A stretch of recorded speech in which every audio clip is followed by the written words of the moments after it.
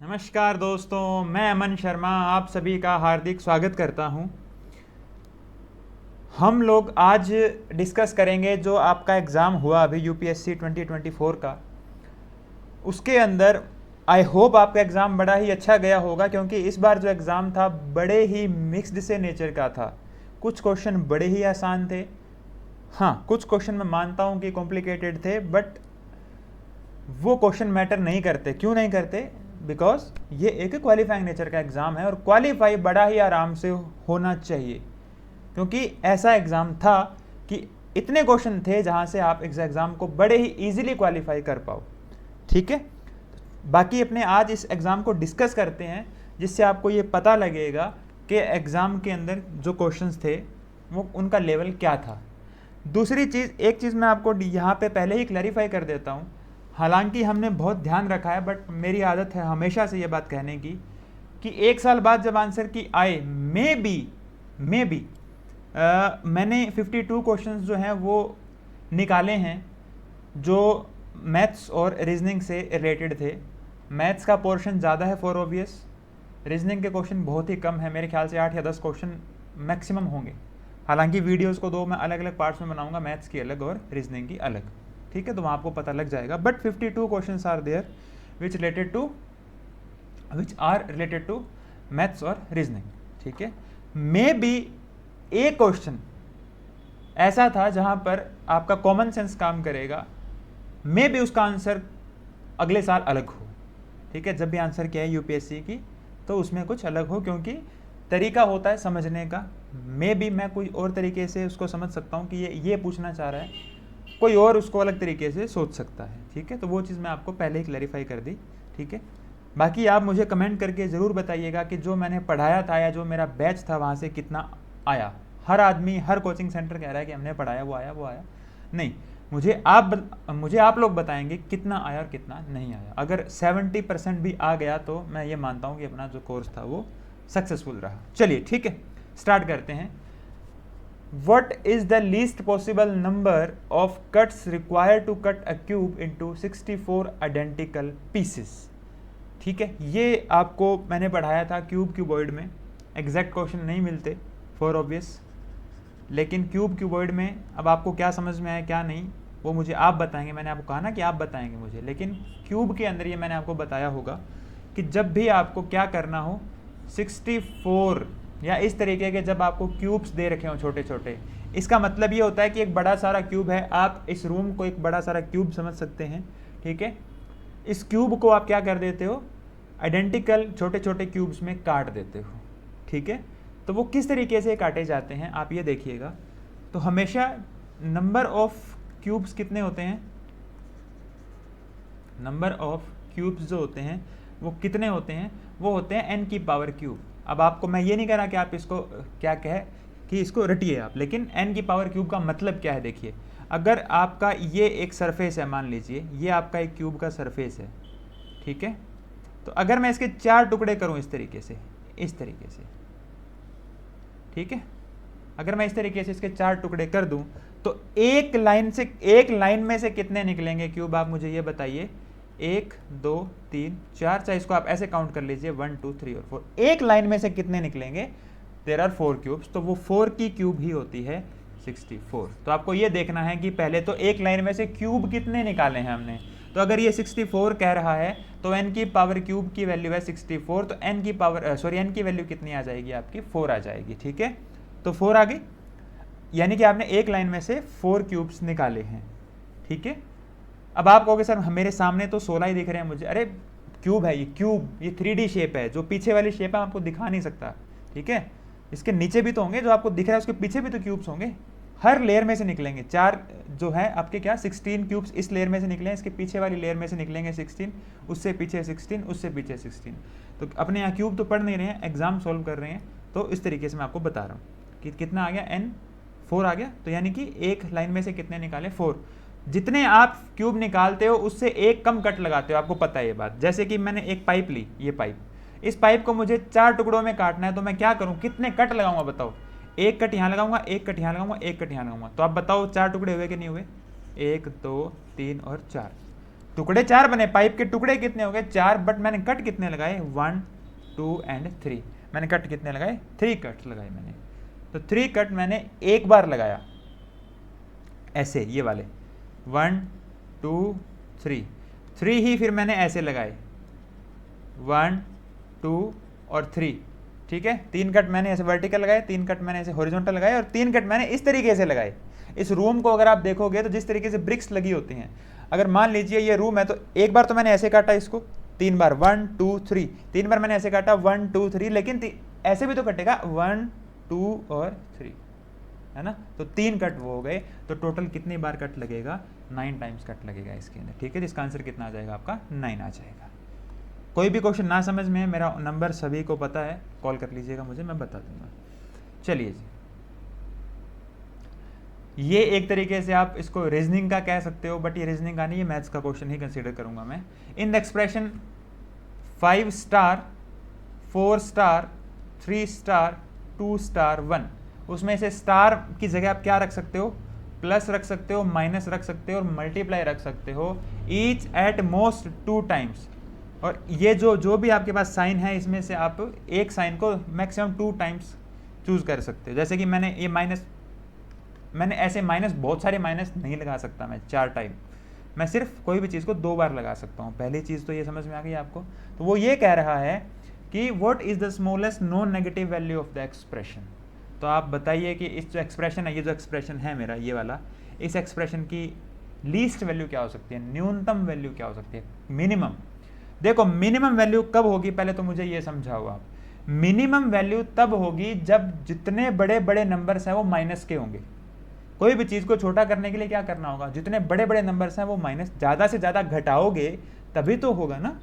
आप ज़्यादा से ज़्यादा घटाएंगे तभी तो क्या होगा, माइनस नंबर जो वो मिनिमम आएगा, लीस्ट आएगा।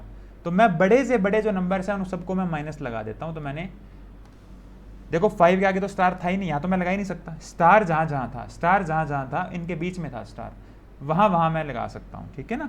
तो स्टार, अब बताओ स्टार वाले सबसे बड़े नंबर कौन कौन से हैं, 4 और 3, 2 और 1 तो छोटे नंबर हैं, तो 4 और 3 बड़े नंबर्स हैं, इनके आगे मैंने माइनस लगा दिया। जितने बड़े नंबर्स होंगे उतने आप क्या लगाओगे, उनको माइनस करोगे, तभी वैल्यू छोटी आएगी। बड़ी से बड़ी वैल्यू चाहिए तो कई बार मल्टीप्लाई करने से आती है, कई बार प्लस करने से आती है, लेकिन छोटी से छोटी चाहिए तो माइनस करना होता है, ठीक है। और क्या करूं बताओ, और मैं क्या कर सकता हूं, इसके बाद में मैं किस तरीके का साइन यूज कर सकता हूं, पहले तो मुझे ये बताओ। प्लस का और मल्टीप्लाई का, ये 2 तरीके के साइन में यूज कर सकता हूं। इतनी बात आप समझ रहे हो मेरी। तो मैंने यहाँ पर क्या किया, प्लस का साइन यूज कर लिया, ठीक है। मैंने यहाँ पर क्या किया, प्लस का साइन यूज कर लिया। अब आप कहोगे सर ऐसा क्यों, ऐसा मेरे दिमाग में इसलिए आया है ना, क्योंकि ऐसा दिमाग में क्यों आया ये भी तो पता होना चाहिए ना। ऐसा मेरे दिमाग में क्यों आया, मेरे पास माइनस का 7 है, मेरे पास क्या है, माइनस का 7, माइनस का 4 माइनस का 3 क्या बनाते हैं, माइनस का 7। अगर मैं यहाँ पर प्लस लगा दूं तो प्लस का 5 और प्लस का 2 मिलकर क्या बनाएंगे, प्लस का 7 बना देंगे। अरे भाई प्लस का 5 और प्लस का 2 मिलकर क्या बना देंगे, प्लस का 5 और प्लस का 2 मिलकर क्या बना देंगे, प्लस का 5 प्लस का 2 मिलकर क्या बना देंगे, मेरा 7 बना देंगे प्लस का। तो माइनस का 7 और प्लस का 7 क्या हो जाएगा, 0 हो जाएगा। होगा कि नहीं होगा बताओ, होगा कि नहीं होगा, ये बात मुझे बताइए आप। हो जाएगा ना 0। तो मिनिमम वैल्यू क्या आएगी, 0। अब आप में से कहेंगे सर आपने एक को तो छोड़ दिया। अरे भाई मैंने यहाँ मल्टीप्लाई लगा दिया, मैंने यहाँ क्या लगा दिया, मैंने यहाँ मल्टीप्लाई लगा दिया। मैंने मल्टीप्लाई यहाँ पर क्यों लगाया, मैंने मल्टीप्लाई यहाँ पर इसलिए लगाया क्योंकि अगर मैं यहाँ पर प्लस लगाऊंगा तो मेरा आंसर 1 आ जाएगा, जबकि 0 भी ऑप्शन में है। अगर 1 ऑप्शन में होता तो 1 आंसर हो जाता, बट 0 भी ऑप्शन में है। अब 0 अगर ऑप्शन में है तो मुझे यहाँ पर क्या लगाना पड़ेगा, मल्टीप्लाई। मल्टीप्लाई लगाने से होगा क्या, मैं बताता हूँ, आपका भी कन्फ्यूजन दूर हो जाएगा। मल्टीप्लाई लगाने से क्या फ़ायदा होगा, देखो मल्टीप्लाई लगाने से बोर्ड मास लगेगा। सबसे पहले आप ये मत सोचना कि ये 0 आया था, 0 को 1 से मल्टीप्लाई कर दो 0 आ जाएगा, नहीं, आप गलत सोच रहे हैं। और आप में से 98% ने सोचा होगा ये। बोर्ड मास लगाइए, बोर्ड मास पहले कहता है पहले मल्टीप्लाई होगा, सबसे पहले मल्टीप्लाई होता है, बाकी बात बाद में। मतलब डिवाइड भी होता है, पर डिवाइड है ही नहीं ना यहाँ पे। तो 5 - 4 - 3 + 2 आ गया, क्योंकि 2 1 जा कितना आ गया 2, तो प्लस का 5 प्लस का 7 प्लस का 7, और माइनस का 7 कितना आ गया 0, तो 0 आपका आंसर हो जाएगा। इसमें कुछ ज़्यादा ये क्वेश्चन आपका सही होना चाहिए था, ठीक है। अच्छा जी, a certain number of man can complete a piece of work in 6K days. Initially वो काम कितने दिन में पूरा होता था? इनिशियली कुछ नंबर ऑफ पर्सन्स थे, 6K डेज में पूरा होता था। Where K is a natural number, K एक नेचुरल नंबर है, ठीक है, कोई इशू नहीं है। By what percent should the number of man be increased so that the work can be completed in 5K days. और न्यू टाइम जो आ गया वो कितना आ गया? न्यू कितना आ गया? वो 5K आ गया। न्यू कितना आ गया? 5K। तो इनिशियली कितना था? इनिशियली कितना था? 6K था, और न्यू कितना आ गया? 5K। ये टाइम आ गया, टाइम। तो टाइम का रेशियो क्या आ गया बच्चे? टाइम का रेशियो आ गया 6:5। टाइम का रेशियो कितना आ गया? 6:5। तो क्या आएगा? लेबर का रेशियो या पर्सन का रेशियो कितना आ जाएगा? 5:6। क्यों ऐसा किस लिए होता है? ऐसा इसलिए होता है, इंसानों को बढ़ाओगे, जब आप लेबर को बढ़ाओगे तो दिन कम लगेंगे ना। जब आप लेबर को बढ़ाते हो तो टाइम कम लगता है, फॉर ऑब्वियस। जब क्या करते हो आप, पर नंबर ऑफ पर्सन्स बढ़ाते हो तो टाइम आपको कम लगता है। एक दूसरे के इनवर्सली प्रोपोर्शन होते हैं, उल्टा होते हैं एक दूसरे के। तो अगर टाइम का रेशियो 6:5 है तो आपका लेबर का रेशियो या नंबर ऑफ पर्सन्स का रेशियो कितना आ जाएगा? 5:6। तो कितने बड़ी? एक बड़ी कितने पे? 5 पे। आंसर कितना आ गया? 20%। 1/5 × 100, 20% आपका आंसर आ गया, ठीक है। 5:6 डिवाइड बाय सॉरी कितना बड़ा? 1 डिवाइड बाय 5, और इनटू में 100 तो वैसे ही लगा दिया मैंने, किसके लिए? आपको परसेंटेज निकालनी है इसलिए लगा दिया मैंने, ठीक है। तो यहाँ तक तो बात समझ में आ रही होगी सबको, कोई दिक्कत तो नहीं है ना, ठीक है। बड़े ही आसान से सवाल है, ऐसा कुछ नहीं था इन क्वेश्चंस में, ठीक है ना। XYZ can complete a piece of work individually in 6 hours, 8 hours and 8 hours। X, Y और Z तीन लोग आपको दे रखे हैं। इनका जो टाइम दे रखा है आपको, वो टाइम कितना दे रखा है? 6, 8 और 8। यार मैं देख लेता हूँ, स्क्रीन दिख रही है क्या आपको? मेरे ख्याल से हाँ, साफ दिख रही है। 6, 8 और 8, 6 days 8 hours, 8 hours और 8 hours। तो वो कह रहा है कि only 1 person at a time can work in each hour and nobody can work for 2 consecutive hours। All are engaged finish in the works. What is the minimum amount of time that they will take to finish the work. आप सीधा सा मुझे फंडा बताइए कि ये alternate वाला question नहीं है क्या जो उन्होंने किया था?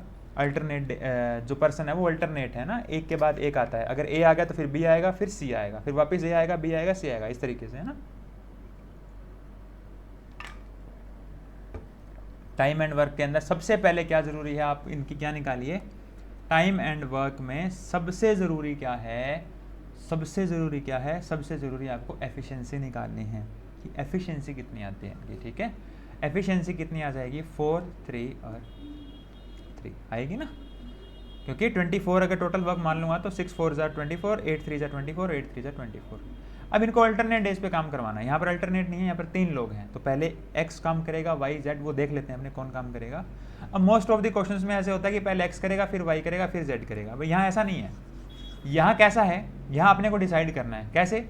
ये कह रहा है कि आपको मिनिमम टाइम लगना चाहिए। तो मिनिमम टाइम लगना चाहिए तो आप स्टार्टिंग किससे करोगे? आप खुद बताइए मुझे कि आपको टाइम मिनिमम लगना चाहिए तो आप स्टार्टिंग किससे करोगे? अगर आपको टाइम मिनिमम लगना चाहिए तो आप स्टार्टिंग हमेशा और हमेशा और हमेशा उससे करोगे जो ज़्यादा काम करता हो। तो सबसे ज़्यादा एफिशिएंसी किसकी है? इसकी।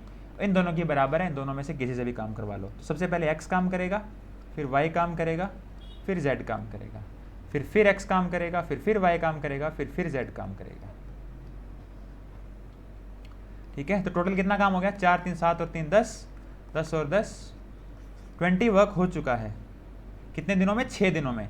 6 दिन कैसे हो गए? ये देखो, 1 2 3 4 5 6, 6 दिन तो ये हो गए। 6 दिनों में कितना काम हो गया? 6 डेज के अंदर कितना काम हो चुका है? 20 काम हो चुका है। अब 4 काम और बचा है। 24 था टोटल, टोटल 24 में से 20 वर्क हो चुका है, पीछे बचा कितना? 4। अब कौन गाएगा? x आ गया, y आ गया, z आ गया, फिर x आ गया, y आ गया, z आ गया, फिर से कौन आएगा? x आएगा, है ना। फिर कौन आएगा? x आएगा। ऐसा या कुछ और तरीका होगा इसका? फिर से अगर मान लीजिए x आएगा, फिर से अगर मान लीजिए x आएगा तो क्या होगा बताओ? फिर से अगर x आएगा तो टाइम कितना लगेगा? 7 डेज। क्योंकि x फिर क्या करेगा? 6 डेज में या 6 आवर्स जो भी है, 6 आवर्स में 20 काम हो रहा है, तो 7th आवर के अंदर क्या होगा, वो x आकर 4 लीटर पानी, x आएगा, x आकर 4 लीटर पानी और डाल देगा, ठीक है, 4 लीटर पानी और डाल देगा, तो क्या हो जाएगा फिर आपका आंसर कितना आएगा, 7 घंटे। अब इसमें एक देखो, इसमें क्या है, जो बच्चा मेरे पास आया था एग्ज़ाम लेकर, या मेरी मतलब फ़ोन पे मेरी बात हुई थी कि सर इसको ऐसा भी किया जा सकता था कि आप x से आपने 4 काम करवाया, फिर आप y से काम करवाते 3, और फिर आप वापस x से काम करवाते, क्योंकि x ज़्यादा काम करता है। कंडीशन तो ये है ना, कंडीशन क्या है, देखो कंडीशन ये है कि कोई भी व्यक्ति 2 लगातार घंटे काम नहीं करेगा, बट एक के बाद तो कर ही सकता है। लेकिन जहां तक मैं समझता हूं, इसने फिर क्या बोला, इसने ये भी बोला कि all are engaged to finish the work, सभी को एंगेज करना है काम करने में। आप इस चीज़ को नेग्लेक्ट मत कीजिए, इस चीज़ को भी ध्यान में रखिए कि आपको सभी को यूज़ करना है, आपको क्या करना है, सभी को काम पे लगाना है। अगर सभी को काम पे लगाओगे तो फिर कैसे काम चलेगा, है ना, फिर तो x y z ही तीनों से काम करवाना पड़ेगा। तो आप वो दिमाग मत लगाइए कि x के बाद y आया, फिर वापस x को ले आओ, फिर z को ले आओ। जहाँ तक मेरा दिमाग है 7 घंटे आंसर आएगा, ठीक है।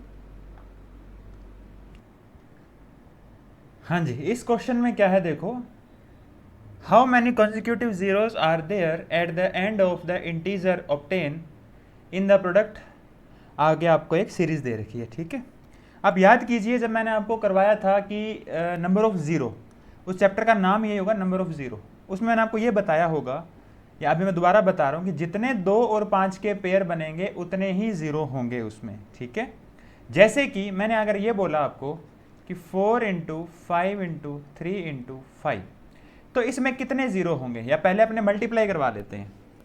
5 4 ज़ा 20, 23 ज़ा 60, 65 ज़ा 300, तो कितने ज़ीरो आए, 2 ज़ीरो।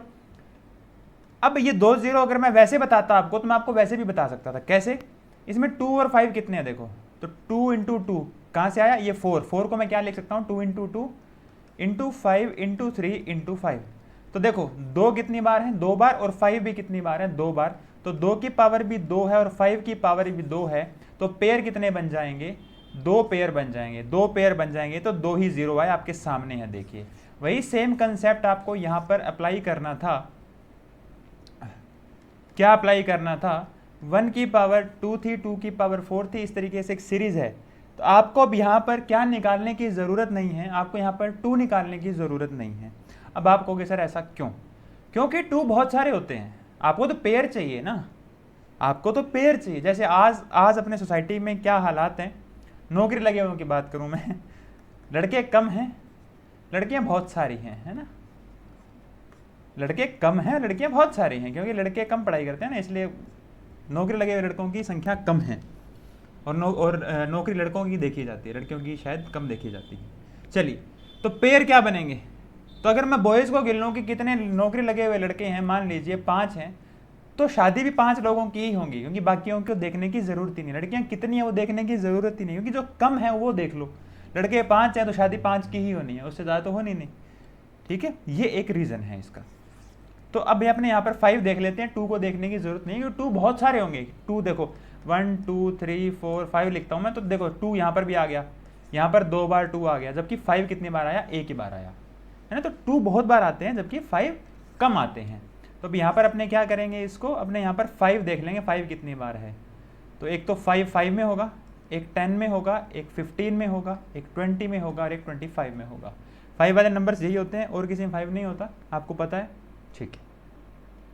अब इनकी पावर का कंसेप्ट देखो, सॉरी पावर का आप पैटर्न देखो क्या है। 1 की पावर 2 है, 2 की पावर 4 है, 3 की पावर 6 है, 4 की पावर 8 है, 25 की पावर 50 है। मतलब जो पावर है वो डबल है जस्ट। तो 5 की पावर 10 हो जाएगी, 10 की पावर 20 हो जाएगी, 15 की पावर 30 हो जाएगी, 20 की पावर 40 हो जाएगी, और 25 की पावर 50 हो जाएगी। अब आप ये देखो 5 कितने टाइम्स आया है, तो 5 की पावर 10 एक तो ये रही, एक 5 की पावर 20 ये रही। क्यों, क्योंकि 10 को भी मैं क्या लिखता हूँ, 10 को मैं 2 × 5 लिखता हूँ। 13 को मैं क्या लिखता हूँ, 3 × 5, तो 5 की पावर 30 एक ये रही, एक 5 की पावर 40 ये रही, और एक 5 की पावर 50 × 5 की पावर 50 ये रही। क्यों, क्योंकि 25 के अंदर 5 2 टाइम्स आता है, 5 के अंदर 25 के अंदर 5 2 टाइम्स आता है। बाकी सब में एक एक बार था, 5 में, 10 में, 15 में, 20 में, लेकिन 25 के अंदर 5 2 टाइम्स आएगा। तो 5 × 5, तो 5 की पावर 50 और 5 की पावर 50। तो क्या हो जाएगा बच्चे, ये हो जाएगा कि 5 कितने टाइम्स आएगा बताओ। तो आप सारे काउंट कर लीजिए कितने टाइम्स आएगा। तो 10, फिर 20, फिर 30, फिर 40, फिर 50 और फिर 50। देखो 10, 20, 30, 40 ये रहा, 50 ये रहा, 50 ये रहा, वो 2 बार आ गया। ठीक है, तो टोटल कितना हो जाएगा, ये 200 हो जाएगा आपका। ठीक है, कितना हो जाएगा टोटल 200। तो 5 की पावर 200 है। 2 बहुत सारे होंगे, 2 को देखने की जरूरत नहीं है। मान लो सपोज करो, मैं ये नहीं कह रहा ऐसा है, 2 की पावर अगर 400 है मान लीजिए, तो 0 कितने बनेंगे, पेयर कितने बनेंगे, पेयर 2 कितनी बार है 400 टाइम्स, 5 कितनी बार है 200 टाइम्स, तो पेयर तो 200 ही बनेंगे ना, 200 ही बनेंगे। तो इट डजेंट मैटर कि 2 कितनी बार आया। ठीक है, चलिए नेक्स्ट क्या है। हाँ नेक्स्ट, अब ये कोई कैलेंडर का क्वेश्चन नहीं है। ठीक है, ये एक मैथ्स का क्वेश्चन ही है। अब इसको अगर आप कैलेंडर का मानेंगे तो गलत है वो चीज़। ठीक है, ये मैथ्स का क्वेश्चन है। क्या एक आदमी जो है 1 जनवरी को 1 जनवरी 23 को 1 रुपये की बचत करता है, 2 जनवरी को उससे 2 रुपये ज़्यादा बचाता है, 3 जनवरी को और 2 रुपये ज़्यादा बचाता है, और इस तरीके से आगे चलता रहेगा। मतलब क्या कहना चाह रहा है वो, जैसे कि 1 जैन है जो, उसको उसने क्या बचाया, 1 रुपया बचाया। 2 जैन को उसने क्या बचाया, 3 रुपये। क्यों, जितने पहले बचाए थे उससे 2 रुपये ज़्यादा। फिर इसी तरीके से 3 जैन, 4 जैन, 5, 6, 7, 8, 9, 10। अब आप इसको ऐसे कर लीजिए। वैसे तो इसमें देखो प्रोग्रेशन लग जाती है, एपीजीपी आपको मैंने पढ़ाई भी थी हालांकि, बट इतने बड़े सवाल यूपीएससी नहीं पूछता है, कभी नहीं पूछता। ये सवाल बहुत ही छोटे छोटे क्वेश्चन होते हैं, तो ये ऐसे करके भी हो जाएगा, ताकि आपको ये ना लगे कि सर हमें तो एपीजीपी आता ही नहीं था। एपीजीपी मीन्स अर्थमेटिक प्रोग्रेशन और ज्योमेट्रिक प्रोग्रेशन, तो वो आता नहीं था तो इसलिए नहीं कर पाए, नहीं, दैट इज ओनली एक्सक्यूज। आप वैसे भी कर पाओगे। देखो जैसे कि फिर क्या करेगा, 5 रुपये अगले दिन सेव करेगा, उससे अगले दिन फिर क्या करेगा, 7 रुपये सेव करेगा, फिर 9 रुपये सेव करेगा, फिर 11, फिर 13, और ये क्रम आगे चलता रहेगा चलता रहेगा चलता रहेगा, क्योंकि 2 रुपये बढ़ जाते हैं उसके। बैक डेट जो तो होती है उसकी, उससे पहले वाले दिन होता है, उससे उसके 2 रुपये आगे बढ़ जाते हैं। ठीक है, क्या 1 जनवरी को उसने 1 रुपया सेव किया, 2 जनवरी को उसने 2 रुपये ज़्यादा सेव किए, फिर 3 जनवरी को 2 रुपये ज़्यादा सेव किए, इस तरीके से चलता रहा। अब वो ये कह रहा है कि at the end of which date was his total saving a perfect square and a perfect cube. उसकी सेविंग जोड़कर कितनी हो जाएगी, एक ऐसा दिन कौन सा आएगा जब उसका क्यूब भी बन रहा हो और स्क्वायर ही बन रहा हो। ऐड करके देख लेते हैं। 1 रुपये, 3 और 1 ऐड किए 4, 5 और 4 ऐड किए 9, 9 और 7 ऐड किए 16। ठीक है ना, 16 और 9 ऐड किए 25, आगे फिर 36, फिर 49, फिर 64। समझ रहे हो मैं क्या कह रहा हूँ। 1 रुपया ऐड किया, सॉरी 1 रुपया सेव किया, फिर 3 रुपये सेव किया, तो टोटल सेविंग 4 रुपये हो गई। फिर 5 रुपये और सेव कर लिया, तो टोटल सेविंग 3 जनवरी की शाम को उसके पास कितना पैसा था, 9 रुपये। 4 जनवरी की शाम को 16 रुपये था, 5 की शाम को 25 रुपये था, 6 की शाम को 36 रुपये थे, 7 की शाम को 49 रुपये थे, और 8 की शाम को 64 रुपये थे। तो 8 अपना आंसर आ जाएगा। क्यों, क्योंकि 64 इज ए स्क्वायर ऑफ 8। 8 की जो स्क्वायर होती है वो 64 होती है, और 4 की जो क्यूब होती है वो 64 होती है। 64 is a cube as well as square. ठीक है, तो आप ये यहाँ पर आप इस तरीके से ढूंढ सकते थे। तो आपका आंसर 8 जनवरी आएगा, ना कि 9 जनवरी। ये बात याद रखना। ठीक है, चलिए ये क्या कह रहा है, ये कह रहा है कि बताओ 2 की पावर 333 है। ही मीन टू से 2 की पावर 333 है, और 333 की पावर 222 है। अब लोग इसमें कोई कंसेप्ट ढूंढ रहे हैं, कोई कुछ ढूंढ रहा है, कोई कुछ ढूंढ रहा है, पता नहीं क्या क्या ढूंढ रहे हैं। आप सीधा सा फंडा देखिए मेरा। देखिए ये एक इवन नंबर है। इवन नंबर की पावर कितनी भी कर लो इवन आएगा, और ऑड की पावर कितनी भी कर लो ऑड ही रहता है। हमेशा ध्यान रखना, इवन नंबर की पावर कितनी भी कर लो वो नंबर इवन ही रहता है, और ऑड नंबर की पावर कितनी भी कर लो वो ऑड ही रहती है। ये बात हमेशा याद रखना मेरी ज़िंदगी में। ठीक है, इसमें तो कोई डाउट ही नहीं है। क्योंकि ऑड क्यों है, वो नंबर 5 ऑड क्यों है, या 15 ऑड क्यों है, क्योंकि वो 3 × 5 है, उसमें कहीं पे भी 2 नहीं है। तब पावर कितनी भी कर लोगे तो 2 कहाँ से आ जाएगा, 2 पैदा थोड़ी हो जाएगा। पावर बढ़ाने से कोई 2 थोड़ी पैदा हो जाएगा। नंबर तो जो बेसिक नंबर है वो तो ऑड ही रहेगा ना। तो ऑड की पावर कितनी भी कर लो ऑड रहती है, और इवन की पावर कितनी भी कर लो वो इवन रहती है। और ऑड और इवन को जब भी जोड़ते हो तो एक ऑड नंबर मिलता है, आपको हमेशा पता होगा। नहीं पता जोड़ के देख लिया करो, ये इवन नंबर है, ये ऑड नंबर है, आंसर कितना आया 5। जब भी आप ऑड इवन को जोड़ोगे हमेशा ऑड नंबर आएगा, और ऑड नंबर कभी भी 2 से डिविजिबल नहीं होता।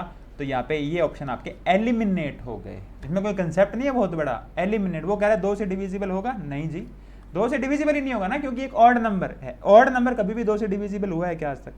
कभी नहीं हुआ, ना ही कभी होगा जिंदगी में, ठीक है, कभी नहीं होगा। तो इतनी बात समझ में आई। तो इसमें कुछ ऐसा नहीं था कि कुछ ए की पावर, अब कुछ बच्चे इसमें दिमाग लगा रहे थे ए की पावर बी प्लस बी की पावर ए कहीं पड़ा हुआ है, पड़ा होगा कहीं, होता है, ये पूरा कंसेप्ट भी है, लेकिन यहाँ नहीं है। यूपीएससी ने ये नहीं पूछा, यूपीएससी ने सवाल अलग तरीके से पूछा, ठीक है ना बड़ा। अब ये इन क्वेश्चन में क्या है बताओ, ऑड इवन के क्वेश्चन है यार।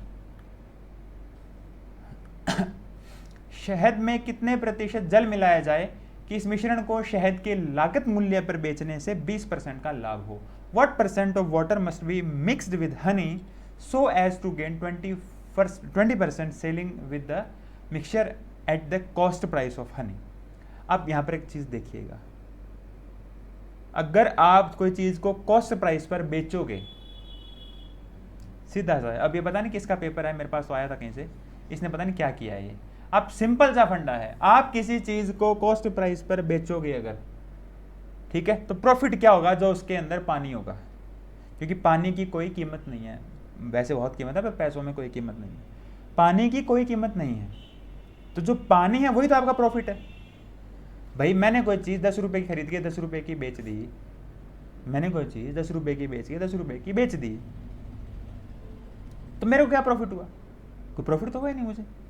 मैं इसमें कुछ पानी वगैरह मिला के बेचूं तो अलग बात है।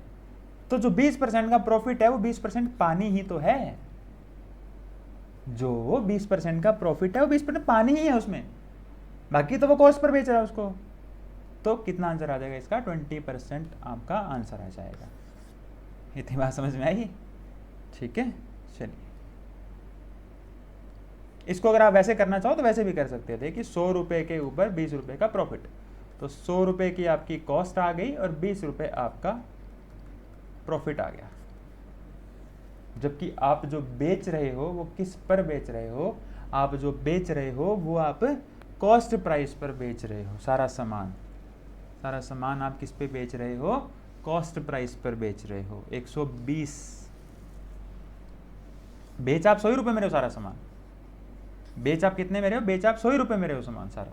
आपकी 100 रुपये कॉस्ट आई और आपने 20% का प्रॉफिट भी कमा लिया उस पर। तो कॉस्ट अगर आपकी 100 रुपये, तो सारा सामान आप 100 रुपये पर ही बेच रहे हो। लेकिन जो ये 20 लीटर है, एक तरीके से 1 रुपये का 1 लीटर मान लो। अगर 1 रुपये का 1 लीटर मान लूँ मैं, मेरी बात को समझने की कोशिश कीजिएगा। अगर मैं 1 रुपये को 1 लीटर मान लूँ, तो अगर मेरी कॉस्ट 100 रुपये आई है तो मैंने कितने लीटर खरीदा होगा? 100 लीटर खरीदा होगा। कितना हनी मैंने किया होगा? सिंपल सा फंडा है। अगर मेरी कॉस्ट 100 रुपये है और 20 रुपये का मेरा प्रॉफिट है, मेरी कॉस्ट 100 रुपये, मान लीजिए हनी 1 रुपये का 1 लीटर आता है, तो मैंने कितना लीटर परचेज किया होगा? मैंने कितना लीटर परचेज किया होगा? 100 लीटर परचेज किया होगा। जबकि मैंने बेचा कितना? 120 लीटर। क्यों? मेरे पास कितने पैसे आए? 120 रुपये। जबकि 1 लीटर 1 रुपये का है, 1 लीटर 1 रुपये का, मेरे पास पैसे कितने आ गए? 120 रुपये। तो मैंने कितने लीटर बेचा होगा? 120 लीटर बेचा होगा। क्यों? 1 रुपये पे क्यों बेचा मैंने? क्योंकि वो कह रहा है कि कॉस्ट पर ही बेच दिया। वो क्या कह रहा है? वो कह रहा है कॉस्ट पर बेच दिया। ठीक है, तो आपकी 100 रुपये कॉस्ट है, तो आपने खरीदा तो 100 लीटर होगा, पर आपने कॉस्ट प्राइस पर बेच दिया, मतलब 1 रुपये का ही बेच रहे हो, लेकिन पैसा 120 रुपये आगे। कहाँ से आए 120 रुपये? 120 लीटर सामान बेचा होगा तभी तो आए होंगे ना। बेच 120 लीटर दिया, अब 100 लीटर खरीदा था, 120 लीटर कहाँ से हो गया भाई? तो वो 20 लीटर जो है वो पानी है। बाकी इतना दिमाग नहीं लगाना यार, सीधा है 20% का प्रॉफिट मतलब 20% पानी है उसमें, दैट्स ऑल। चलिए जी, ये आपको शायद वहाँ होगा, ये क्या कहते हैं, शायद क्या पावर एंड इंडिसेस में पढ़ा होगा आपने।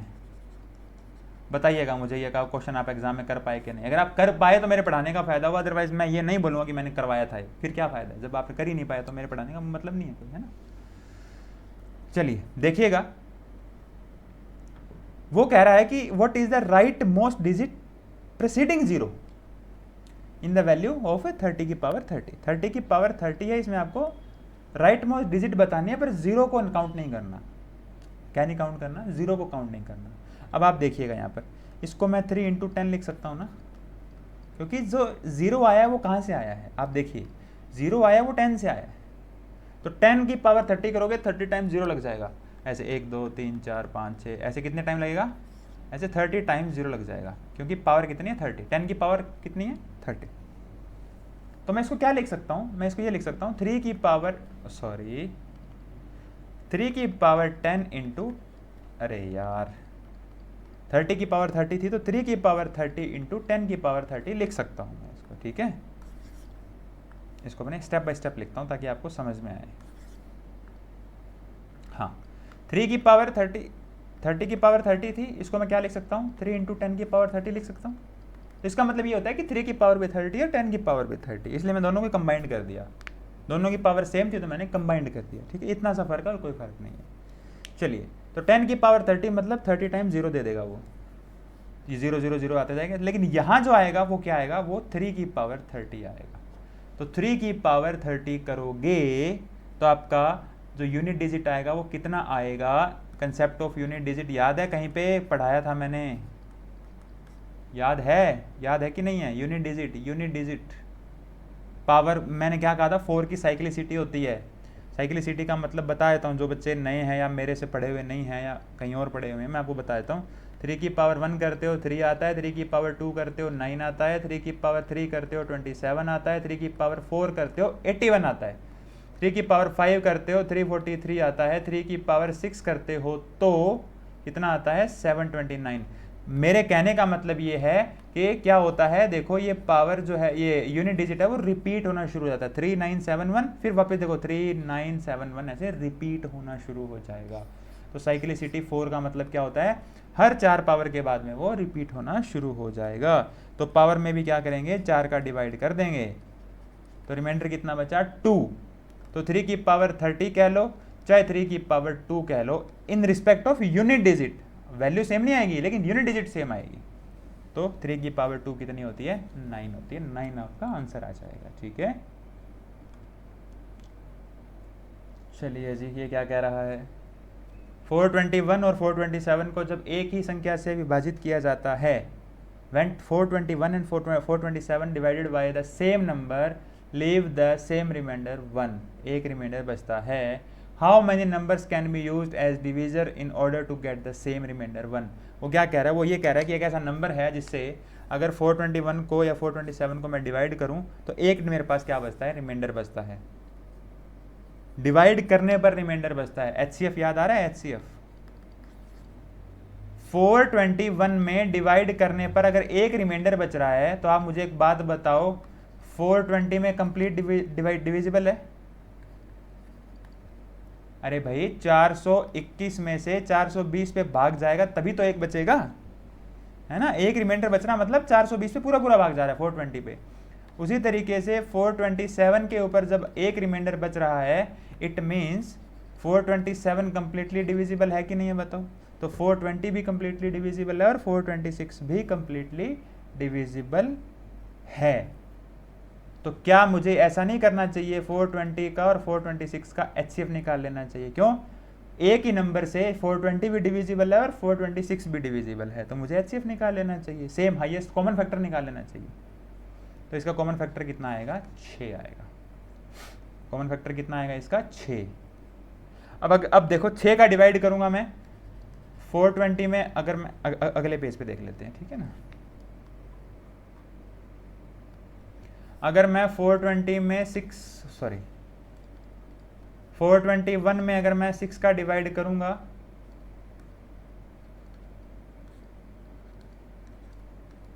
तो एक रिमाइंडर बचेगा कि नहीं बचेगा बताओ, एक बचेगा। उसी तरीके से मैं 427 में जब मैं 6 का डिवाइड करूंगा तो भी कितना रिमाइंडर बचेगा, एक रिमाइंडर बचेगा, सीधा सा फंडा है, ठीक है। तो अब देखो, अब इसका हाईएस्ट कॉमन फैक्टर आ गया 6, तो अब चाहे 6 से डिवाइड करो या 6 के किसी फैक्टर से डिवाइड करो, एक ही बात है। चाहे 6 से डिवाइड करो चाहे 6 के किसी फैक्टर से डिवाइड करो, 6 के फैक्टर मतलब 2 से कर लो, 3 से कर लो, किसी से भी कर लो। 6 से डिवाइड करोगे इट मीन्स आप किसी से भी डिवाइड कर सकते हो जो 6 का फैक्टर है। तो 6 के फैक्टर कौन कौन है, 2 है, 3 है, ठीक है। तो आप चाहे 2 का डिवाइड कर लो, चाहे 3 का डिवाइड कर लो, चाहे 6 का डिवाइड कर लो, चाहे 2 का डिवाइड कर लो, चाहे 3 का डिवाइड कर लो, चाहे 6 का डिवाइड कर लो।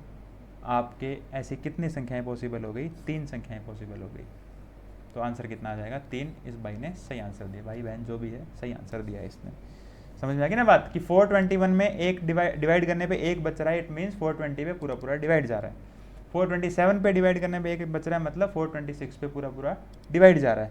अगर दोनों पे डिवाइड जा रहा है मीन्स आप उनका क्या निकाल सकते हो, कॉमन फैक्टर निकाल सकते हो कि ऐसा कॉमन नंबर कौन सा इसका दोनों में डिवाइड जा रहा है।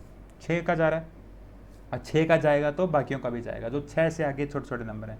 6 का डिवीज़र 2 भी होता है, 6 का डिवीज़र 3 भी होता है, 6 खुद भी है, ठीक है। तो आपका आंसर आ जाएगा। 4 नहीं आएगा क्योंकि 1 को काउंट ऐसे केसेस में नहीं करते, अपने 1 को काउंट नहीं करते कभी भी, ठीक है। चलिए क्या कह रहा है ये, a can x contains 399 litre of petrol.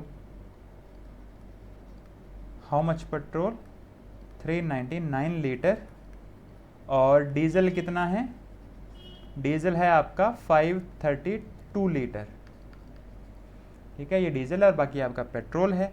They are to be bottled in bottles of equal size so that whole of petrol and diesel would be separately bottled. याद करो एलसीएम एचसीएफ में एचसीएफ वाला topic, क्या वो अपने sheep के flock बनाते थे, याद है, शीप के फ्लॉक्स बनाते थे, अपने भेड़ों के जो बाड़े बनाते थे, फ्लॉक्स ऑफ शीप, ठीक है। वही सेम क्वेश्चन है ये, कोल्ड ड्रिंक डाल लो, दूध डाल लो, 3 तरीके का दूध है ना, आपको याद होगा, अगर क्वेश्चन याद है तो टोन्ड मिल्क था और गाय का मिल्क था, ऐसा कुछ करके था। तो इसमें आप क्या निकालोगे, इनको बोतल में पैक करना है, तो बोतल का साइज़ क्या होना चाहिए, बोतल का साइज़ वो होना चाहिए जिसका इसमें पूरा पूरा दूध बट जाए या पूरा पूरा पेट्रोल चला जाए, पूरा पूरा डीजल चला जाए। तो क्या हमें एचसीएफ नहीं निकालना, क्या हमें एचसीएफ नहीं निकालना, क्या हमें इसका एचसीएफ निकालना है। इतनी बात समझ में आ गई, क्या निकालना है, एचसीएफ निकालना है। एचसीएफ क्यों निकालना है, आप समझ रहे हो इस चीज़ को, एचसीएफ क्यों निकालना है। एचसीएफ इसलिए निकालना है क्योंकि आपको इन्हीं को बॉटल्स में पैक करना है, तो इनका पूरा पूरा बटना चाहिए, ये पूरे पूरे चले जाने चाहिए उसमें। तो आपको क्या करना है, एचसीएफ निकालना है। तो ऐसे एचसीएफ निकाल लीजिए आप। तो एचसीएफ कितना आएगा बताओ,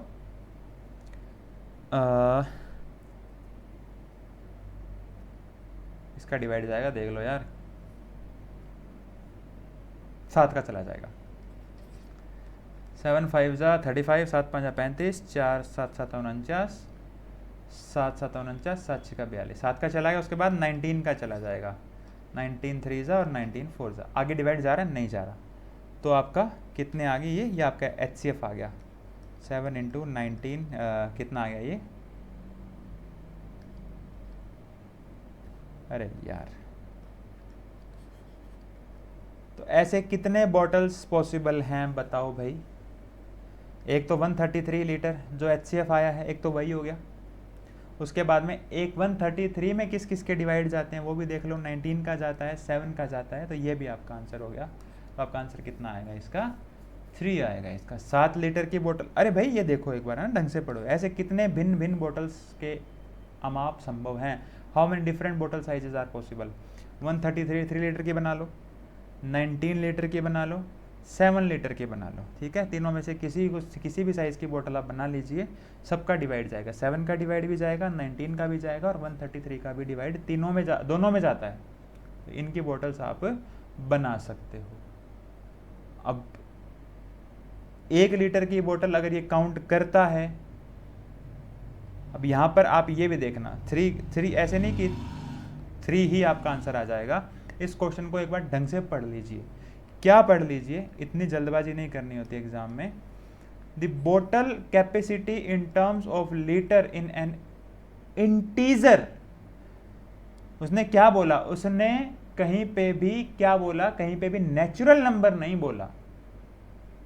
उसने बोला कि the bottle capacity in terms of litre is an integer. अब इंटीजर तो 1 भी तो इंटीजर है ना, 1 का भी तो डिवाइड जाएगा दोनों में।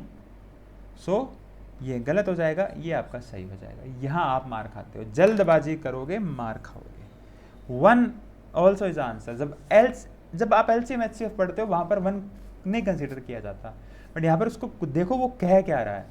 वो ये कह रहा है कि आप क्या करो, आप इसको इस तरीके से देखो कि 1-1 लीटर की बोतल्स भी तो पॉसिबल हैं, और इवन की बिकता भी है मार्केट में। पेट्रोल डीजल 1 लीटर नहीं आपने मिलेगा, सेल होता ही है। तो ठीक है, तो इन्हें समान अमाप की बोतल्स में अलग अलग भरा जाना है। That whole of petrol and diesel would be separately bottled. The bottle capacity in terms of litres is an integer, 1 is also an integer. Integer तो है, ये नेचुरल नंबर भी है, सॉरी मैं उल्टा बोल गया था, उसने कहीं होल नंबर या ऐसा कुछ नहीं बोला, सॉरी, नेचुरल नंबर तो 1 है ही है, फॉर ऑब्वियस है, ठीक है। तो 1 एक इंटीजर भी है, 1 एक नेचुरल नंबर भी है, उसने कहीं पे होल नंबर है या इस तरीके की चीज़ें नहीं बोली हैं, तो 1 भी कंसीडर करना है, ठीक है। चलिए, तो आंसर आपका 4 आएगा, 3 नहीं आएगा, यहाँ पर ये ध्यान रखिएगा। और ये बहुत से बच्चों ने गलती करी होगी, 101% करी होगी। क्या कह रहा है जी, consider the following statement in respect of sum x plus y plus z where x, y and z are distinct prime numbers each less than 10। 3 number हैं जो, अब यहाँ पर कंडीशन क्या क्या है, डिस्टिंक्ट हैं, प्राइम है और 10 से कम है, ठीक है।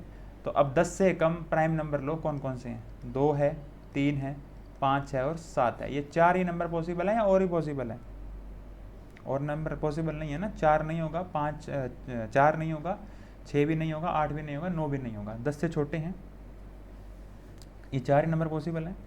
तो x, y, z की वैल्यू इसी में से कुछ ना कुछ होगी, इतनी बात तो आप समझते हो, ठीक है। अब वो ये कह रहा है कि x, y और z को अगर ऐड कर दें तो क्या क्या पॉसिबिलिटीज़ बनती हैं, देख लेते हैं क्या क्या पॉसिबिलिटीज़ बनती है, देख लो।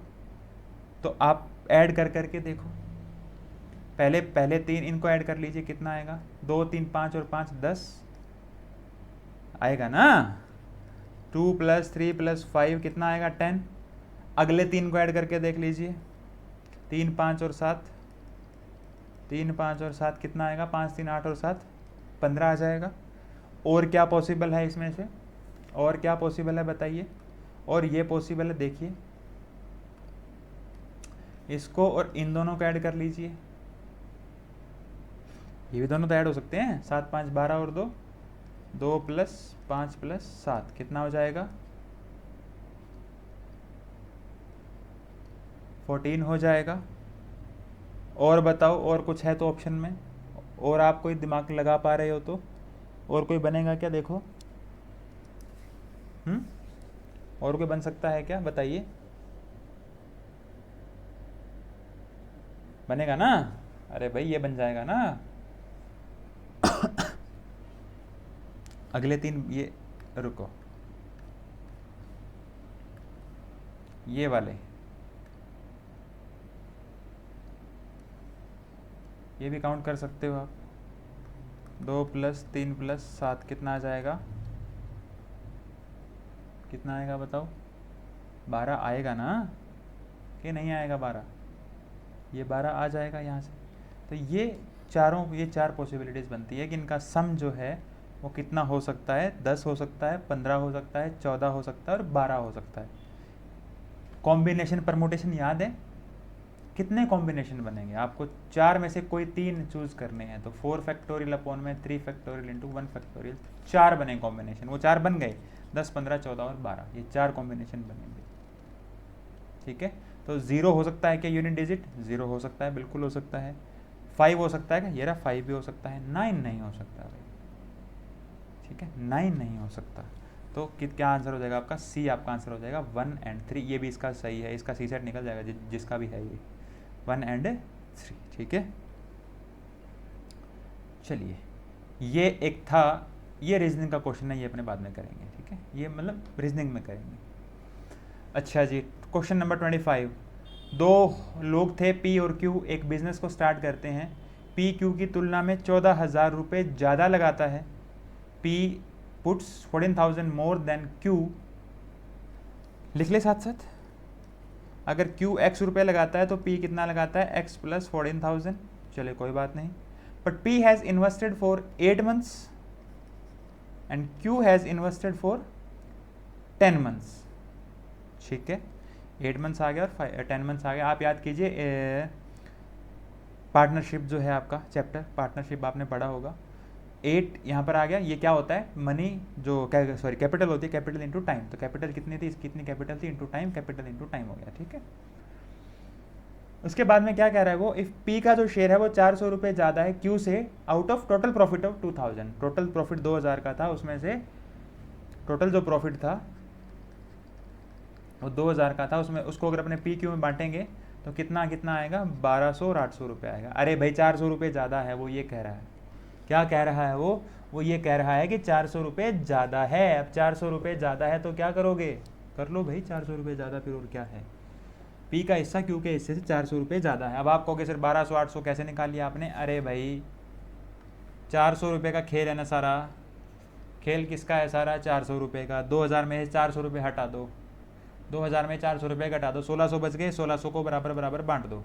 अब इसके 400 रुपये ज़्यादा थे, इसको ज़्यादा दे दो, तो 1200 और 800 हुआ कि नहीं हुआ। कुछ लोग इक्वेशन बना लेंगे, कुछ भी कर लेंगे, ठीक है। तो ये कि रेशियो कितना आ गया आपका 3:2। इनके प्रॉफिट का रेशियो कितना आ गया, इनके प्रॉफिट का रेशियो कितना आ गया 3:2 आ गया। प्रॉफिट का रेशियो कितना आ गया 3:2 आ गया। बस वो यहाँ पुट कर दो, x + 14,000 × 8 अपॉन में x × 10 इज इक्वल टू 3:2। क्योंकि कैपिटल को जब टाइम से मल्टीप्लाई करते हैं तो प्रॉफिट का ही रेशियो आता है ना, प्रॉफिट का रेशियो आता है। वो वही चीज़ यहाँ है, ठीक है, वही चीज़ यहाँ पर भी है। अरे भाई ऐसे कर लीजिए इस क्वेश्चन को, कोई दिक्कत नहीं है। एक और तरीका बता दूंगा मैं आपको, बट ये सबसे बढ़िया तरीका है, ये सबसे सही तरीका है। एक और तरीका है, वो छोटा है इससे, लेकिन वो थोड़ा कॉम्प्लिकेटेड है, ठीक है। ये तरीका समझ में आ गया क्या, जब आप कैपिटल को टाइम से मल्टीप्लाई करते हैं तो प्रॉफिट का रेशियो आ जाता है। तो कैपिटल को टाइम से मल्टीप्लाई किया, आगे आपने क्या लिख दिया, प्रॉफिट का रेशियो। चलिए तो कीजिए, इसको सॉल्व कीजिए। इसको 2 को इधर लेके जाइए, 8 दूनी 16, तो 16x + 14,000 × 16 is equal to 30x आ गया। अरे भाई इधर आएगा 30x आएगा ना ये, ठीक है। 16x इधर आएगा तो ये 14x बचेगा। 14x is equal to 14,000 × 16। x की वैल्यू कितनी आ जाएगी बताओ, x की वैल्यू कितनी आ जाएगी 16,000 आ जाएगी। x की वैल्यू कितनी आ जाएगी 16,000 आ जाएगी, ठीक है। तो इसने लगाए थे 16,000 और उसने लगाए थे 16,000 + 14,000 यानी कि 30,000 रुपये। तो आपका P द्वारा लगाई गई पूंजी कितनी आ गई 30,000 रुपये आ गई। आप इस क्वेश्चन को ऐसे भी कर सकते थे। देखो दूसरा तरीका इसका क्या हो सकता था, आप मेरी बात को समझिए, क्लास नहीं चल रही, ये सिर्फ अपने पेपर को डिस्कस कर रहे हैं, ठीक है। तो इसे थोड़ा सा मैं स्पीड से पढ़ा रहा हूँ, ठीक है। आई एक्सपेक्ट कि आप इतना तो आपने पढ़ रखा होगा। दूसरा तरीका इसका क्या हो सकता था, आपको पता होगा कि जब कैपिटल को टाइम से मल्टीप्लाई करते हैं तो प्रॉफिट आता है ना। तो कैपिटल का रेशियो क्या हो सकता है, प्रॉफिट अपॉन में टाइम हो सकता है ना, हो सकता है ना, बिल्कुल हो सकता है, प्रॉफिट टाइम। तो पी और क्यू का प्रॉफिट का रेशियो कितना था 3:2, ये रहा 3:2 निकाला था अपनों ने भी, ठीक है। उसके अलावा टाइम का रेशियो कितना था बताओ, टाइम कितना था, पी का 8 महीने था और क्यू का 10 महीने था, तो 8 और 10, तो ये 30:16 आ गया या 15:8 आ गया, ठीक है। 15:8 आ गया। कितना ज़्यादा 7 ज़्यादा, वैसे कितना ज़्यादा 14,000। ये देखो ये रहा 14,000 रुपये ज़्यादा लगाए थे, वैसे कितना ज़्यादा 14,000। तो एक रेशियो की वैल्यू कितनी आ गई 2,000 आ गई, एक रेशियो की वैल्यू 2,000। तो पी का पूछा है तो पी का 15 × 2 30,000 रुपये आपका आंसर आ जाएगा। आपका आंसर कितना आ गया 30,000। 3 लोग हैं पी क्यू और आर। सबसे घटिया, अभी इससे घटिया क्वेश्चन तो क्या ही होगा यार। अभी यूपीएससी को अगर तुम अभी ब्लेम करोगे तो फिर कोई फायदा नहीं है। पी का वेतन, पी की सैलरी जो है 20% लोअर है, क्यू से 4:5 आ गया। किसी को ये भी नहीं आता, कोई बात नहीं, ये 80 और 100 आ गया, अब तो ठीक है, कोई इशू नहीं है। तो ये 4:5 आ गया ना, ठीक है। अरे 20% कम है तो 100 और वो 100 आ गया, वो 80 आ गया, ठीक है। और क्या कह रहा है वो, P salary is 20% lower than Q which is 20% lower than R salary. यानी कि क्यू की सैलरी जो है, क्यू के वेतन से 20% कम है, जो मतलब क्यू की जो सैलरी है वो आर के वेतन से 20% कम है। क्यू की सैलरी आर से 20% कम है। तो पी की सैलरी क्यू से कम थी 20%, तो 4:5 आया था, वही रेशियो यहाँ पे आ जाएगा क्योंकि सेम ही कम है, वही 20% कम है। अब आपको निकालना आता होगा, मैंने आपको सिखा रखा है। पी और क्यू का रेशियो अगर 4:5 है, क्यू और आर का रेशियो अगर 4:5 है, कैसे निकालते हैं, 4 4 जा 16, 5 4 जा 20, 5 5 जा 25। और अगर ये भी समझ में नहीं आता, क्लास छोड़ के चले जाइए, मुझे ज़रूरत नहीं है आपकी। अगर आपने यूपीएससी का पेपर दे लिया और आपको ये भी नहीं पता कि ये कैसे होता है, मतलब पी क्यू और क्यू आर से पी क्यू आर कैसे निकलता है, तो आप छोड़ सकते हैं, कोई इशू नहीं है। ठीक है, चलिए क्या कह रहा है वो, आर का वेतन पी के वेतन से कितना ज़्यादा है। ठीक है, आर की जो सैलरी है वो पी से कितनी ज़्यादा है, तो कितनी ज़्यादा है बताओ, 9 अपॉन में 16 इंटू में 100।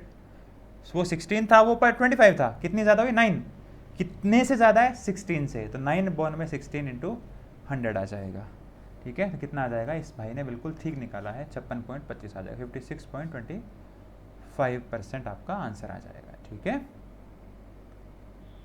चलिए ये शायद नहीं हो पाया इनसे, इसलिए इस पर क्या है, राउंड लगा रखा है। एक नंबर है उसको 4 से मल्टीप्लाई करना था और उसको 4 से डिवाइड कर दिया। एक संख्या को 4 से गुणा करने के बदले गलती से 4 से डिवाइड कर, number is mistakenly divided by 4 instead of multiplying. तो सही क्या था, गुणा करना था, है ना। सही क्या है, मल्टीप्लाई करना। तो अगर मैं नंबर को 4 मान लूं, अगर मैं नंबर को 4 मान लूं, तो सही तो क्या था, सही तो था 4 इंटू 4 16, और गलत क्या है, उसने 4/4 कर दिया तो 1 आ गया। सही आंसर, सही में मल्टीप्लाई करना था, 4 से गुणा करने की बजाय के बदले गलती से डिवाइड कर दिया, तो सही तो मल्टीप्लाई करना था ना। तो 4 को 4 से मल्टीप्लाई किया तो 16 आ गया, और 4 को 4 से डिवाइड किया तो 1 आ गया। तो सही आंसर आपका 16 है और गलत आंसर आपका जो है वो 1 है। इतनी बात आपको समझ में आती होगी। गलती कितनी हुई, गलती हुई 15 की। गलती हमेशा किस पे निकलती है, सही आंसर पे। सही आंसर था 16, तो 15 अपॉन में 16, सही आंसर 16 है ना। 15 की गलती करी आपने, निकालना था 16, कितना गया 1, तो आपने गलती कितनी करी 15 की, डिवाइड बाय आपने क्या कर दिया 16 मल्टीप्लाई विद 100 परसेंटेज के लिए। आपका आंसर कितना आ जाएगा 93.75। चलिए जी, ये वेन डायग्राम वाला। इंग्लिश हिंदी, इंग्लिश के अंदर 80% पास हुए, हिंदी के अंदर 70% पास हुए, लेकिन 50% दोनों में फेल हो गए। ध्यान दीजिएगा, ये पास है, ये भी पास है, बट ये फेल है, तो उनको भी फेल में कन्वर्ट कीजिए। अगर 80% पास हो रहे हैं तो 20% फेल हो रहे हैं, 70% पास हो रहे हैं तो 30% फेल हो रहे हैं। ठीक है, तो 15% अगर फेल हुए तो टोटल 20% अगर फेल हो रहे हैं इंग्लिश में तो 5 यहाँ पे आ जाएगा। हिंदी में टोटल 30% फेल हो रहे हैं तो 15 यहाँ पर आ जाएगा। अरे भाई क्या कहना चाह रहा हूँ मैं, अगर टोटल 20% फेल हुए इंग्लिश के अंदर, ये इंग्लिश पूरा इंग्लिश है ना ये, तो 15 तो ऑलरेडी आ चुका है, तो 5 यहाँ पर आ जाएगा। टोटल वैल्यू 20 होनी चाहिए, तो 15 अगर यहाँ पर आ गया तो 5 यहाँ पे आएगा। उसी तरीके से टोटल इसकी वैल्यू कितनी थी, हिंदी वाले की टोटल 30 थी, 30 में से 15 यहाँ पर आ चुका है तो 15 यहाँ पर आएगा, क्योंकि पूरे सर्कल की वैल्यू 30 है, इस पूरे की वैल्यू 15 इधर आ गया तो 15 इधर आ जाएगा। तो 5% जो थे वो ओनली इंग्लिश में फेल हुए, और 15% जो ओनली इंग्लिश के अंदर फेल कितने हुए 5%, ओनली हिंदी में फेल कितने हुए 15%, और दोनों में कितने फेल हुए 15%। क्या पूछ रहा है वो कह रहा है कि आप ऐसे नंबर बताओ जो सिर्फ एक सब्जेक्ट में फेल हुआ है, ओनली वन में। तो इंग्लिश में कितने हुए 5%, और ओनली हिंदी में कितने हुए 15%, तो टोटल 20% आपका आंसर आ जाएगा। क्यों आया, समझ गया, समझ में ही बात आपके क्या कहना चाह रहा हूं मैं। सिर्फ इंग्लिश में, ओनली इंग्लिश के अंदर, वो कह रहा है सिर्फ एक सब्जेक्ट का बताओ, सिर्फ एक का, एक सब्जेक्ट का नहीं पूछा, सिर्फ एक का पूछा है। एक होता है वन सब्जेक्ट, एक होता है ओनली वन सब्जेक्ट।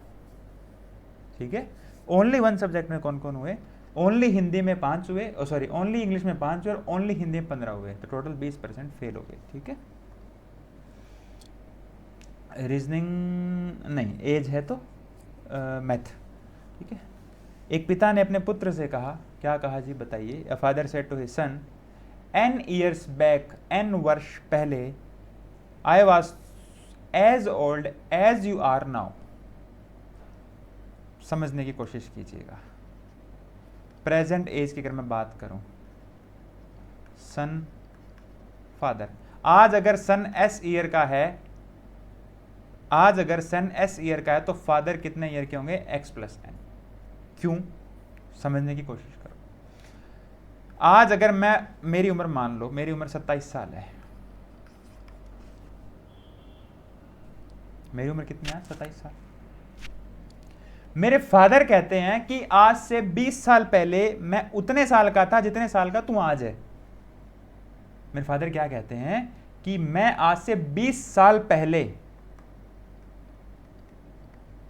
20 साल पहले मैं कितने साल का था, 27 साल, मतलब जो तेरी आज की एज है। तो आज मेरे फादर कितने के होंगे, 47 के हो जाएंगे ना, क्योंकि जितनी मेरी एज आज है उतनी एज उनकी n ईयर पहले थी। उतनी ये n ईयर पहले की एज आ गई और n ईयर और ऐड हो गए, तो आज की एज आएगी नहीं आएगी, बताओ भाई। n ईयर पहले की एज कितनी है, x। क्यों, सन की आज की एज x है। सन की आज की एज x है, तो फादर की n ईयर पहले की एज कितनी हो जाएगी, x हो जाएगी। और x n ईयर पहले थी वो, और n ईयर और ऐड कर दोगे तो आज की एज आ जाएगी। ठीक है, कोई दिक्कत नहीं, प्रेजेंट एज आ गई। मेरी वर्तमान आयु तुम्हारी n वर्ष पहले की आयु के 4 गुना है। क्या, my present age is 4 times your age n years back. Father की प्रेजेंट एज कितनी है, x प्लस n, ये रही। और बेटे की जो n ईयर पहले की एज थी उसकी 4 गुना है। बेटे की आज की एज कितनी है, x। बेटे की वर्तमान आयु कितनी है, x। प्रेजेंट एज कितनी है, x। n वर्ष पहले, n ईयर्स बैक उसकी आयु कितनी होगी, माइनस n करेंगे। अरे भाई, आज से 2 साल पहले मेरी एज कितनी थी, 2 साल माइनस कर दूंगा मैं। आज मैं 27 का हूं, 2 साल पहले 25 का था मैं। तो बेटे की n ईयर पहले एज कितनी थी, n माइनस कर दीजिए। तो प्रेजेंट एज कितनी है, x, n माइनस कर दिया। और वो ये कह रहा है कि ये जो मेरी आज की एज है और तुम्हारी n ईयर पहले की एज है उसकी 4 टाइम्स है। 4 टाइम्स कर दिया। तो x प्लस n आ गया और ये आ गया मेरा 4x माइनस 4n। जब इसको मैं इधर उधर करूंगा तो ये मेरा कितना आ जाएगा भाई, 5n is equal to 3x, 3:5 आ गया तेरा। क्या, 3:5 क्या आ गया आपका, n और x का रेशियो आ गया। और इसको रख दीजिए n और x की जगह पे। x की जगह पे क्या रख दीजिए, x की जगह पे 5 रख दीजिए और n की जगह पे 3 रख दीजिए। तो ये 5 आ गया और ये अपना 8 आ गया। तो आज की एज का जो रेशियो है वो कितना आ गया, 5:8 आ गया। अरे कुछ नहीं, n और x की वैल्यू रख दी मैंने। क्या कहता है वो ये कह रहा है कि if the sum of the present age is 130, 130 को डिवाइड कर दो 5:8 में, तो 50 साल और 80 साल आ जाएगा।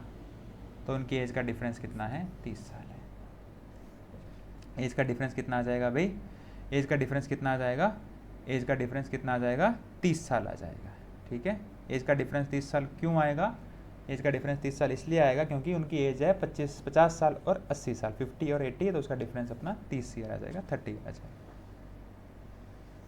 ये सारे सही हैं, इसमें कुछ भी नहीं था। अब मैं क्या बता सकता हूँ, 1 मीटर क्यूब के अंदर 1 लीटर पानी होता है, 1000 लीटर, ये तो फैक्ट है, ये फैक्ट्स हैं।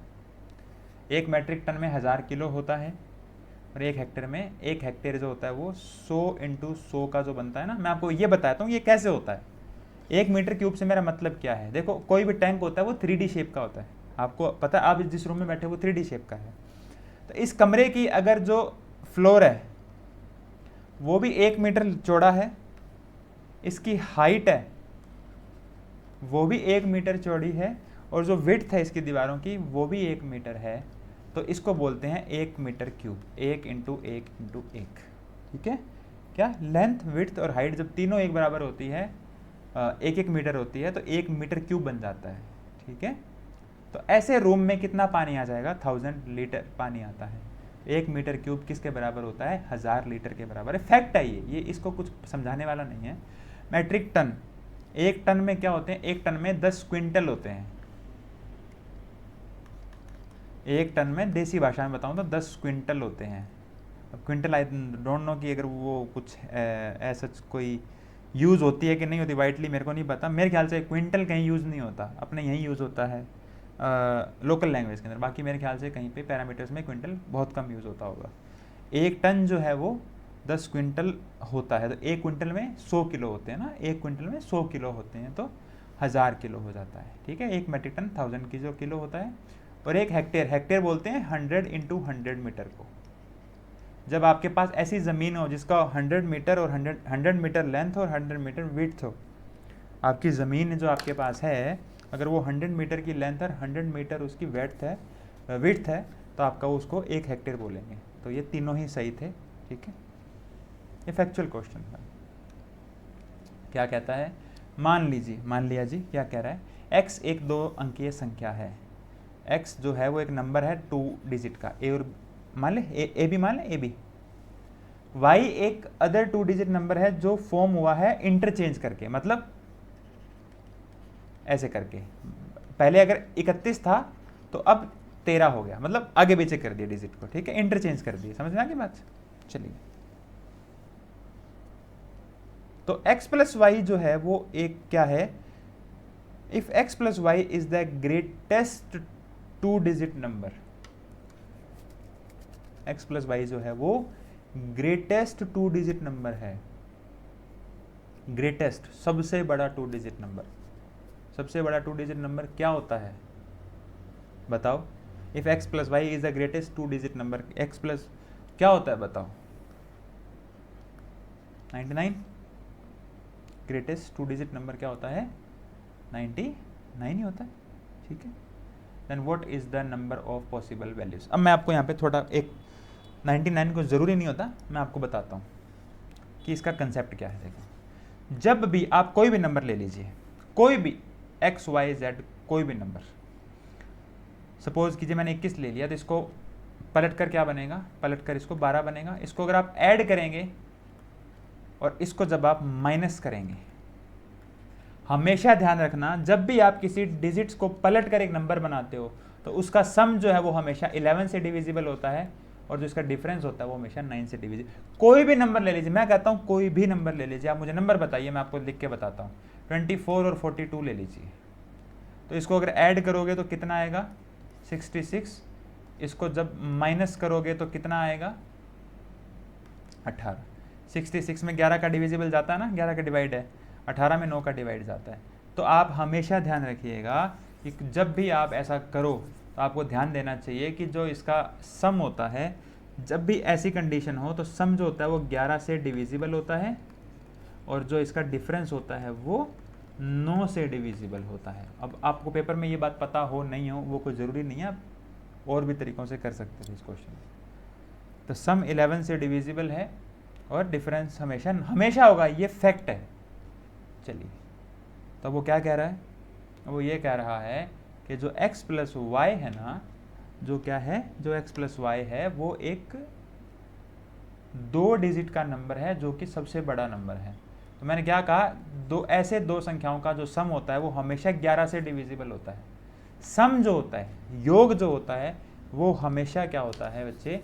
वो हमेशा क्या होता है? वो हमेशा 11 से डिविजिबल होता है। तो अगर 11 से डिविजिबल होता है तो 11 से डिविजिबल सबसे बड़ा 2 डिजिट नंबर क्या होगा बताओ? 99।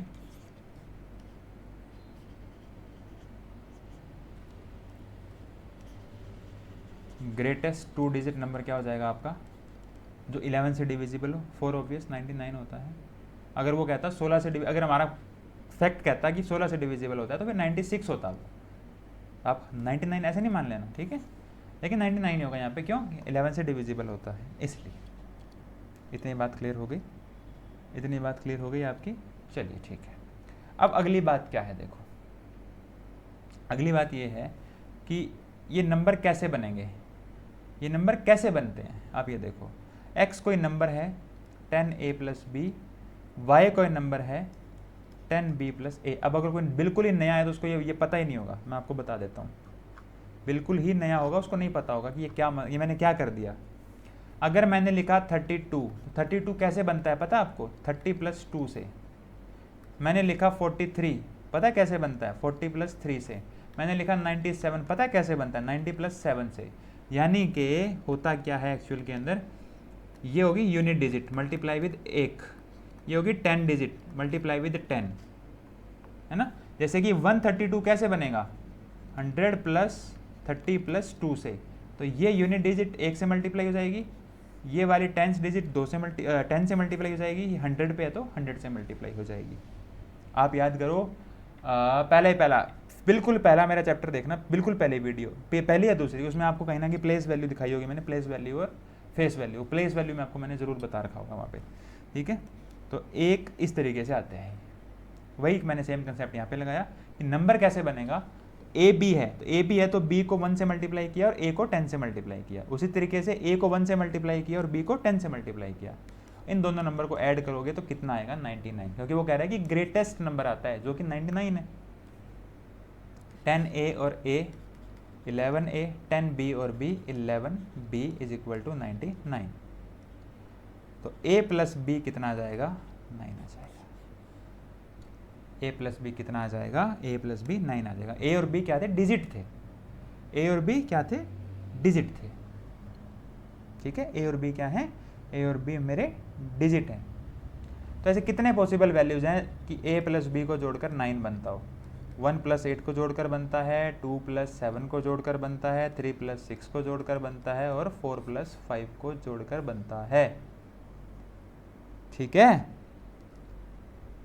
ठीक है कि नहीं है, ठीक है। उसके बाद में फिर इन्हीं के जो इंटरचेंज होंगे वो भी सही होंगे। इंटरचेंज का मतलब 1 और 8 से 8 प्लस 1 बन सकता था, 2 प्लस 7 से 7 प्लस 2 बन सकता था, 3 प्लस 6 से 6 प्लस 3 बन सकता था, और इससे क्या बन सकता था 5 प्लस 4।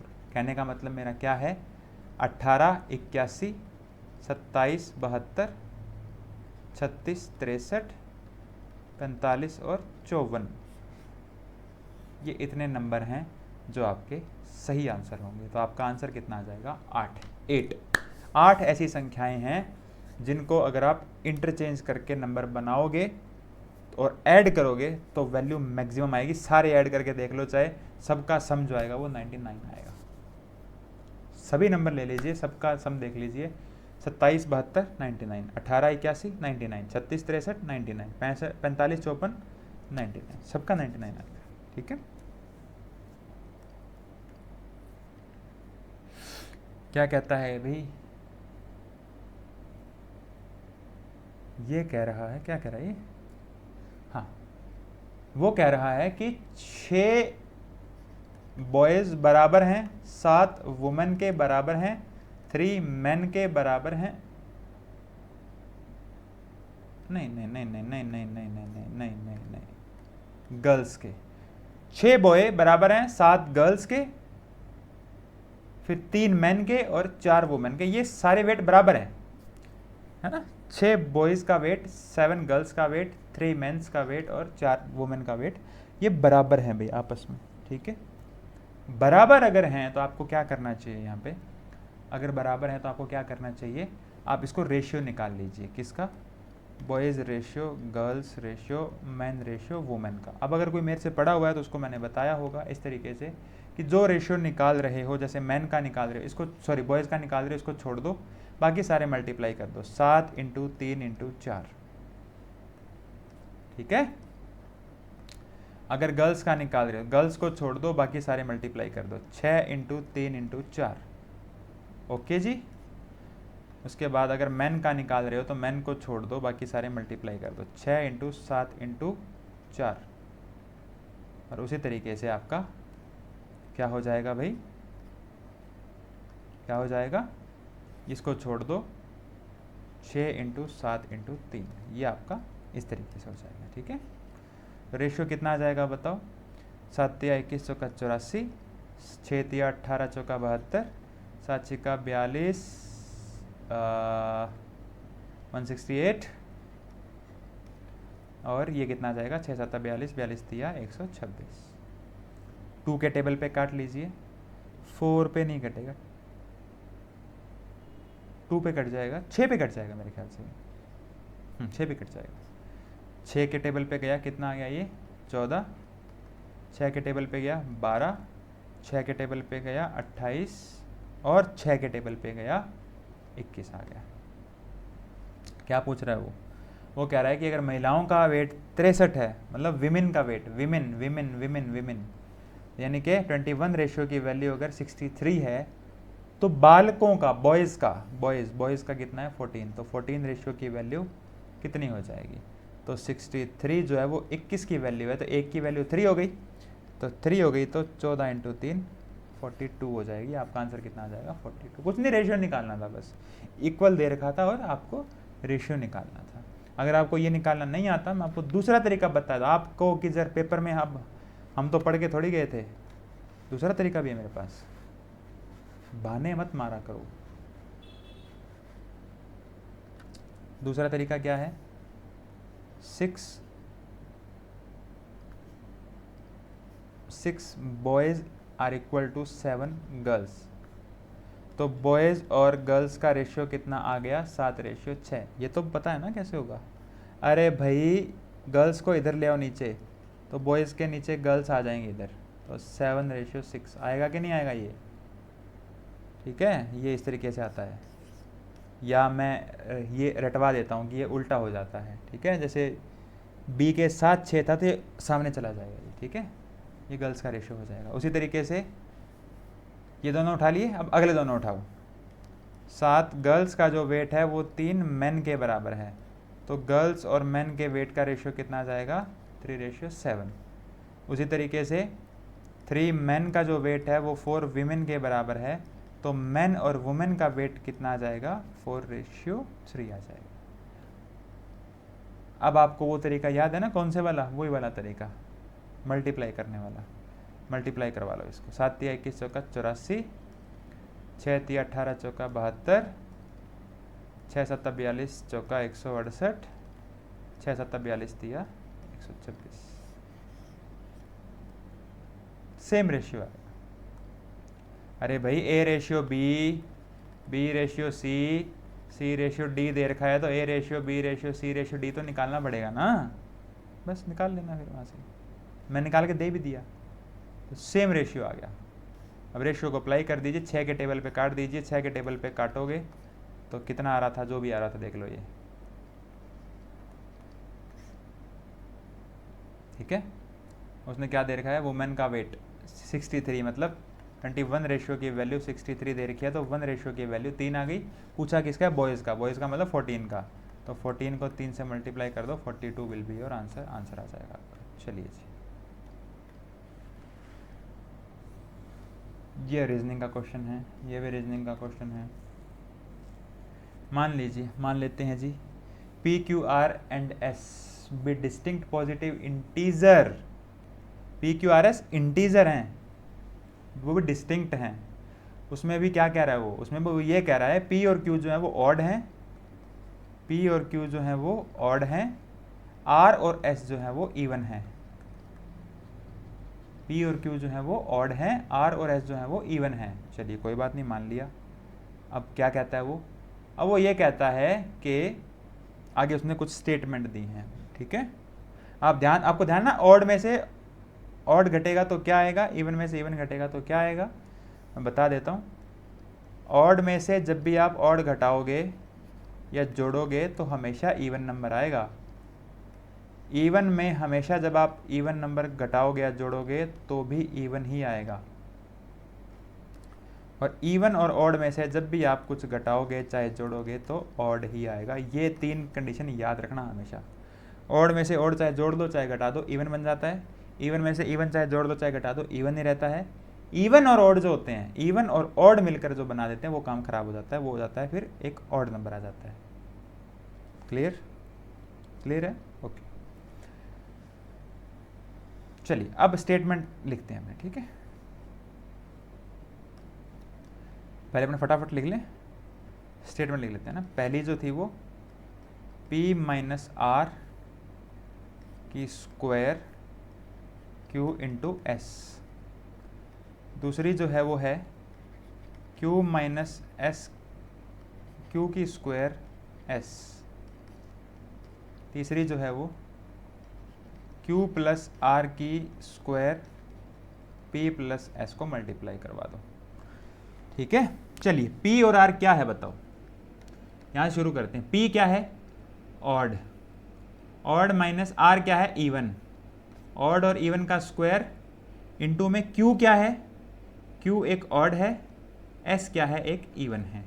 उसी तरीके से क्यू क्या है, क्यू एक ऑड है, ऑड में से आपने इवन घटा दिया, फिर आपने क्यू ऑड की स्क्वायर कर दी, और एस क्या है, फिर एक इवन नंबर है। ठीक है, क्यू और आर की square, Q plus R, Q क्या है ऑड, आर क्या है, आर क्या है भाई इवन, ये स्क्वायर है, पी प्लस एस, पी एक ऑड है, एस क्या है, एक इवन नंबर है। चलिए अब मेरे को फटाफट से रिजल्ट बताइए क्या आएगा। ऑड और इवन में से कुछ भी घटाओ कुछ भी जोड़ो क्या रहता है, ऑड और इवन में से कुछ भी घटाओ कुछ भी जोड़ो क्या रहता है, हमेशा ऑड रहता है। ऑड और इवन का हमेशा जो पेयर बनेगा वो ऑड ही बनेगा। ऑड की स्क्वायर हमेशा ऑड ही रहेगी। ऑड की पावर कितनी भी कर लो, पावर 2 लगी इसका मतलब ये मत सोचना इवन बन जाएगा। ऑड की पावर कितनी भी कर लो वो ऑड ही रहेगा। ऑड क्यों है, क्योंकि उसके बाद 2 नहीं है, तो 2 आएगा कहाँ से, पावर करने से थोड़ी 2 आ जाएगा, मल्टीप्लाई करने से 2 आता है, पावर करने थोड़ी आ जाएगा। ठीक है, तो क्या आ जाएगा ये एक, ये जो आएगा ये क्या आएगा, एक ये एक ऑड नंबर आएगा, इनटू में ऑड इनटू में इवन, ये वाला ऑड ये वाला इवन। ठीक है, तो ऑड ऑड इवन तो क्या बन जाएगा, एक इवन नंबर बन जाएगा। क्यों बन जाएगा, क्योंकि इवन के पास एक 2 है। इवन क्यों है वो इवन इसलिए है क्योंकि उसके पास 2 है, और वो 2 मल्टीप्लाई करके बाकियों को भी दे देगा, तो इवन बन जाएगा। सही है ये। ऑड में से इवन गया हमेशा ऑड आएगा, ऑड का स्क्वायर हमेशा ऑड होता है, इवन हमेशा इवन होता है। इवन जब भी मल्टीप्लाई होगा बाकियों से, इवन जब भी बाकियों से मल्टीप्लाई हो जाएगा सबको इवन बना देगा। आप सीधा सा फंडा ध्यान रखो, इवन जब भी किसी से मल्टीप्लाई हो गया वो सबको इवन कर देगा, तो कुछ ज़्यादा सोचने वाली बात ही नहीं है यहाँ पे। आप सीधा सा फंडा लगाओ कि मल्टीप्लाई होते ही वो सबको इवन बना देगा। ठीक है, तो ये जो इवन था ये सबको मल्टीप्लाई करके इवन बना देगा, ये वाला भी जो इवन है ये सबको मल्टीप्लाई करके इवन बना देगा। आगे चाहे देखना ही नहीं चाहिए था आपको, आगे देखने की ज़रूरत ही नहीं थी। अरे भाई यहाँ पर जो ये है ना, ये एस ये वाला ये इवन नंबर है, सबको इवन बना देगा ये एस सबको इवन बना देगा।